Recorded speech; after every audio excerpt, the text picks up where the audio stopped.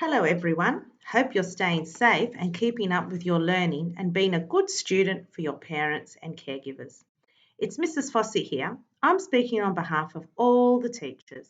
Mrs. Savas, Mrs. Sanger, Mrs. Stakos, Miss Appleton, Mrs. Gallagher, Mr. Austin and Mrs. Horwood. Last week you took home a big pack full of activities for you to do at home. I hope you've had a good look at what is inside this pack. In this video, I would like to talk to you about two important things, a suggested daily schedule and a learning at home grid. Keep these in a safe spot. On the screen now, you can see the daily schedule. Let's have a look at it more closely. Now remember, this is a suggested daily schedule. So you'll wake up, get dressed, eat breakfast, make your bed, and put your pajamas away. You might like to do a little bit of an exercise, walk around your house, and get the blood pumping around your body, ready for the day. You might feel a little bit hungry, so you might have some crunch and sip. Then you're going to do a little bit of learning. We're going to call this academic time. Now, if we look down at the grid,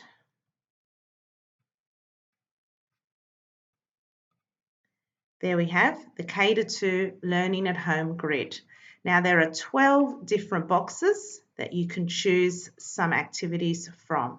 Now we'll look at that more closely in a little while. Let's go back to our daily schedule. Then you might like to have some morning tea, and then there's a bit of creative time allocated. Now you can choose something that you'd like to do.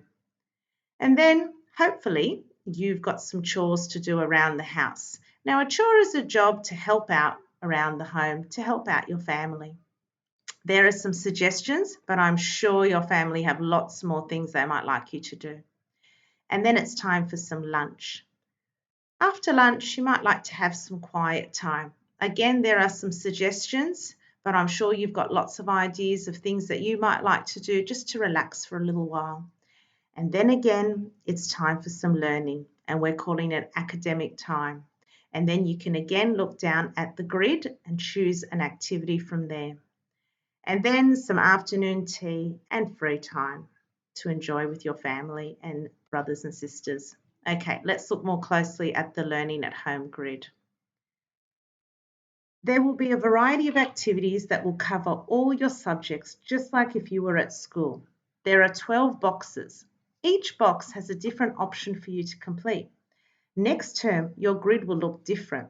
They will include seesaw videos that your teacher will make, as well as YouTube clips.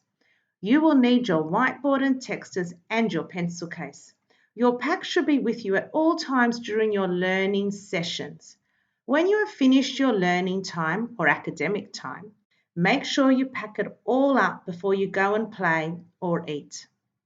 If you have a printed copy of your homework grid, you can keep it on your desk or on the fridge and tick off each activity as you go. Remember, you can complete the same activity more than once. For example, you might like to practice skip counting each day. Or you might like to complete a maths online task each day and practice your reading and sight words. Some things you might just do once. For example, making a map of your bedroom from a bird's eye view. Don't expect this to take the time of a normal school day. These activities will take you less time to complete compared to school. You will have a lot more family time. If you have any questions about the homework grid, you can contact your child's teacher through Seesaw or via email. Thank you, girls and boys and parents and caregivers for listening.